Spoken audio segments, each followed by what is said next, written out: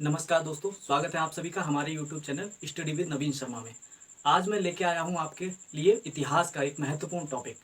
भारतीय इतिहास को मुख्यतः 3 भागों में बांटा गया है। पहला है प्राचीन भारत का इतिहास, मध्यकालीन भारत का इतिहास और आधुनिक भारत का इतिहास।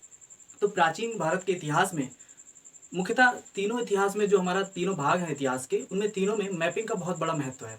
आजकल जो क्वेश्चंस आते हैं परंपरागत नहीं पूछे जा रहे हैं, वो मैपिंग से पूछे जा रहे हैं। पहले क्वेश्चंस आते थे वो एक फैक्ट उठा के उससे डायरेक्ट क्वेश्चन पूछ लिया जाता था, लेकिन आजकल थोड़ा सा घुमा फिरा के क्वेश्चन पूछ रहा है आयोग। जो भी आयोग हैं वो हमारे क्वेश्चंस घुमा फिरा के पूछ रहे हैं। तो पहला जो हमारा इतिहास का जो पहला पार्ट है वो है प्राचीन भारत का इतिहास। तो प्राचीन भारत के इतिहास में सबसे पहला प्राचीन भारत के इतिहास को 3 भागों में बांटा गया है। पहला भाग कौन सा है? पहला भाग आता है हमारा प्राग ऐतिहासिक काल। प्राग ऐतिहासिक काल के बाद दूसरा भाग आता है आध ऐतिहासिक काल, और आध ऐतिहासिक काल के बाद तीसरा भाग आता है ऐतिहासिक काल। 3 भागों में बांटा गया है प्राचीन भारत के इतिहास को, प्राग ऐतिहासिक काल, आध ऐतिहासिक काल और ऐतिहासिक काल। इसके बाद आता है हमारा प्राग ऐतिहासिक काल को 3 भागों में विभाजित किया गया है, क्योंकि इन भागों को भी अलग अलग भागों में विभाजित किया गया है, लेकिन अभी हमें पढ़ना है क्योंकि प्रागैतिहासिक काल, तो हम इसी के भागों को जानेंगे। इसे कौन कौन से भागों में डिवाइड किया गया है। इसमें जो पहला कालखंड आता है वो है पुरापाषाण काल।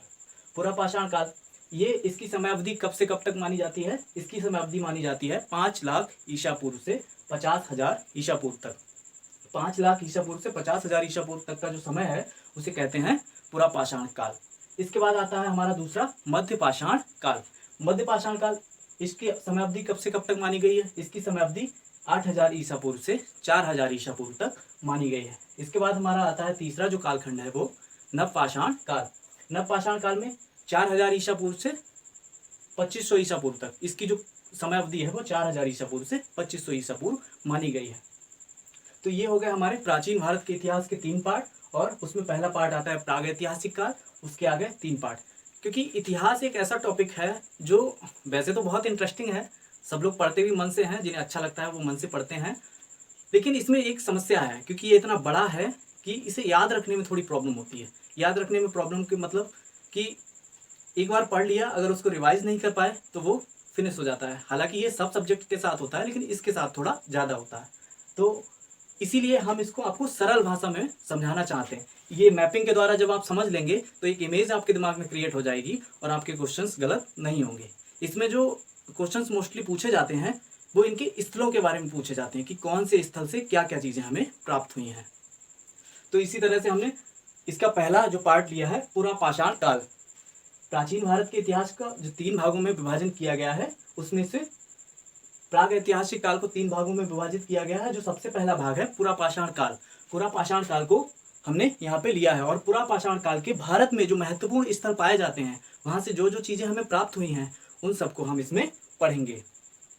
तो पहला तो हो गया भारत में, और भारत में जो जो स्थल पाए जाते हैं उनको पढ़ना है। तो सबसे पहला जो स्थल है वो कहाँ पाया जाता है? उत्तर प्रदेश में। उत्तर प्रदेश में कौन सा स्थल पाया जाता है? बेलन घाटी। तो बेलन घाटी उत्तर प्रदेश, इसमें हमें इससे क्या क्या चीज़ें मिली हैं? तो ये पहली बात तो ये कहाँ स्थित है? मिर्जापुर जिले में। उत्तर प्रदेश के मिर्जापुर जिले में स्थित है बेलन घाटी। ठीक है, तो बेलन घाटी से पहली जो चीज़ हमें प्राप्त हुई है वो क्या है? मातृ देवी की मूर्ति। ये बहुत ही इंपॉर्टेंट है, मातृ देवी की मूर्ति। ये क्वेश्चन बहुत बार आ चुका है और बहुत बार आता रहता है। ये क्वेश्चन फेवरेट क्वेश्चन है सभी आयोगों का, ये पूछा ही जाता है। तो ये आप याद रखेंगे, मातृ देवी की जो मूर्ति है वो कहाँ से प्राप्त हुई है? बेलन घाटी से। बेलन घाटी कौन से जिले में है? मिर्जापुर जिले में। और कौन से स्टेट में है? उत्तर प्रदेश में। ठीक है, तो ये याद रखेंगे आप लोग। इसके बाद दूसरी जो चीज़ प्राप्त हुई है वो क्या है? हड्डियाँ। यहीं उत्तर प्रदेश के मिर्जापुर जिले में ही लोहदा नाला, लोहदा नाला एक जगह है, वहाँ से प्राप्त हुई हैं हड्डियाँ, हड्डियों के अवशेष। तो ये हो गई बेलन घाटी की बात। इसके बाद अगला जो हमारा स्थल आता है वो क्या है? भीमबेटका। भीमबेटका कहाँ पे स्थित है? ये मध्य प्रदेश में स्थित है। मध्य प्रदेश के कौन से जिले में? रायसेन जिले में। मध्य प्रदेश के रायसेन जिले में भीमबेटका स्थित है। भीमबेटका का नाम भी सुना होगा, जो लोग पढ़ते रहते हैं, पढ़ने वाले ही हैं, सबने सुना होगा क्योंकि ये बहुत ही चर्चित है। यहाँ पे क्या पाई जाती हैं? गुफाएं। तो भीमबेटका की गुफाएं पाई जाती हैं। अब बात आती है कि ये कहाँ पे हैं। पहली बात तो पूछा जाता है क्योंकि गुफाएं हैं, तो गुफाएं कहाँ होती हैं? पर्वतीय क्षेत्रों में। तो पर्वतीय क्षेत्रों में मतलब वहाँ पे कोई ना कोई पर्वतमाला अवश्य होगी। तो पर्वतमाला कौन सी है? विंध्य पर्वत श्रेणी। भीमबेटका की गुफाएं कहाँ पे पाई जाती हैं? विंध्य पर्वत श्रेणी में। दूसरी बात, विंध्य पर्वत श्रेणी, पर्वतों से ही नदियां निकलती हैं, तो दूसरी बात कोई ना कोई नदी हो सकता है हो उसके पास। तो दूसरी नदी कौन सी है? नर्मदा नदी। नर्मदा नदी के किनारे हैं क्या? भीमबेटका की गुफाएं। इसके बाद अगली जो चीज यहाँ से प्राप्त हुई है वो शैल चित्रकारी। भीमबेटका में जो गुफाएं हैं उनके अंदर गुफाओं में ही मतलब पत्थरों पर चित्रकारी की गई है। पत्थरों पर, पत्थर बोलते हैं शैल को, शैल और पत्थर उसके पर्यायवाची हैं। तो शैल चित्रकारी मतलब पत्थरों पे जो चित्रकारी की गई है उसे ही शैल चित्रकारी कहते हैं। तो वो कहाँ से प्राप्त हुई है? सबसे पहले हमें भीमबेटका से। इसके बाद अगली जो चीज प्राप्त हुई है, अगली यहाँ से 600 प्राचीन गुफाएं प्राप्त हुई हैं। 600 प्राचीन गुफाएं, बहुत सारी गुफाएं हो जाती हैं। इतनी बड़ी गुफाएं और ऐसी गुफाएं, इतनी प्राचीन गुफाएं और किसी भी स्थान से हमें भारत में प्राप्त नहीं हुई हैं। यही कारण है कि ये बहुत ज़्यादा फेमस जगह है भीमबेटका। इसके बाद जो अगली चीज आती है शैलाश्रय। शैल तो हमने बता ही दिया, पत्थर, और आश्रय, आश्रय मीन्स रहने की जगह। तो जो पत्थरों में रहने की जगह होती है उसे क्या बोलते हैं? शैलाश्रय। उसके बाद आता है कि शैल चित्रकारी को सबसे पहले मान्यता किसने प्रदान की या उसका संरक्षण किसने किया? तो शैल चित्रकारी की पूरे विश्व में सबसे पहले संरक्षण किया है भारत ने। शैल चित्रकारी का जो संरक्षण है पूरे विश्व में सबसे पहले भारत ने किया है। उसके बाद आता है कि ये रातापानी अभ्यारण्य, ये जो भीमबेटका की गुफाएं हैं ये रातापानी अभ्यारण्य के पास में स्थित हैं। ठीक है, तो ये पढ़ लिया हमने भीमबेटका कहाँ पे है? मध्य प्रदेश में। इसके बाद मध्य प्रदेश का ये दूसरा स्थल भी है नर्मदा घाटी। नर्मदा मीन्स नदी, नर्मदा नदी की बात हो रही है, और घाटी मीन्स उसकी गहराई में बसी हुई घाटी। तो नर्मदा घाटी की बात हो रही है। नर्मदा घाटी से हमें कौन कौन सी चीजें प्राप्त हुई हैं ये जानेंगे। तो पहला जो चीज है कि नर्मदा घाटी कहाँ पे है? मध्य प्रदेश में। मध्य प्रदेश की नर्मदा घाटी से पहली जो चीज प्राप्त हुई है ये भी इंपॉर्टेंट है, ये इंपॉर्टेंट चीज है। इसमें क्या है? हस्त कुठार, इसे बोलते हैं क्लीवर। हस्त कुठार इसे बोलते हैं क्लीवर, और क्लीवर को ही बिदारणी भी बोलते हैं। हस्त कुठार, ये क्लीवर और बिदारणी एक ही चीज है, बस इसके नाम अलग अलग हैं। 3 नाम हो गए थे, वहां पे आ नहीं रहा था इस वजह से यहाँ पे लिख दिया। तो ये एक ही चीज के नाम है। पहली जो चीज प्राप्त हुई है बिदारणी। दूसरा क्या है? मानव खोपड़ी। मानव की खोपड़ी कहाँ से प्राप्त हुई है? होशंगाबाद से। मध्य प्रदेश का ही एक जिला है होशंगाबाद, वहां से प्राप्त हुई है मानव खोपड़ी। इसके बाद आता है मानव जीवाश्म। तो क्या क्या प्राप्त हुआ है नर्मदा घाटी से? एक तो बिदारणी, दूसरा मानव खोपड़ी, तीसरा मानव जीवाश्म। तो ये हो गया हमारा नर्मदा घाटी। नर्मदा घाटी के बाद अगला जो स्थल आता है हमारा वो क्या है? नेवासा। और नेवासा ये कहाँ पे है? ये महाराष्ट्र में स्थित है। तो महाराष्ट्र के नेवासा से हमें क्या क्या चीजें प्राप्त हुई हैं ये जानेंगे। पहली बात तो ये कौन से जिले में स्थित है? तो ये अहमदनगर जिले में स्थित है। महाराष्ट्र के अहमदनगर जिले में स्थित है क्या? नेवासा, जो कि एक पुरा पाषाणकालीन स्थल है। तो पहली बात, इस जो महत्वपूर्ण बात है, पहली महत्वपूर्ण बात यह है कि इसमें जोरवे संस्कृति से समानता पाई जाती है। यहाँ से जो चीजें प्राप्त हुई हैं, जो साक्ष्य मिले हैं वहां, उन चीजों से क्या है? जोरवे संस्कृति। ये संस्कृति होती थी विदेशों की उस समय की। जब ये किस समय की बात कर रहे हैं हम? पुरा पाषाणकालीन स्थल की। उस समय पुरा पाषाण काल के समय में जो समकालीन थे उस समय की संस्कृति थी जोरवे संस्कृति। उससे समानता पाई जाती है कहाँ? नेवासा के साक्ष्यों में। ठीक है, दूसरी जो चीज है यहाँ से उपकरण प्राप्त हुए हैं। कौन से उपकरण प्राप्त हुए हैं? पत्थर के उपकरण प्राप्त हुए हैं, डोलोमाइट पत्थर के। ठीक है, उपकरण तो प्राप्त हुए हैं लेकिन कौन से पत्थर के? डोलोमाइट पत्थर के। उसके बाद हाथी और घोड़े के अवशेष प्राप्त हुए हैं। क्या प्राप्त हुए हैं? हाथी घोड़े के अवशेष।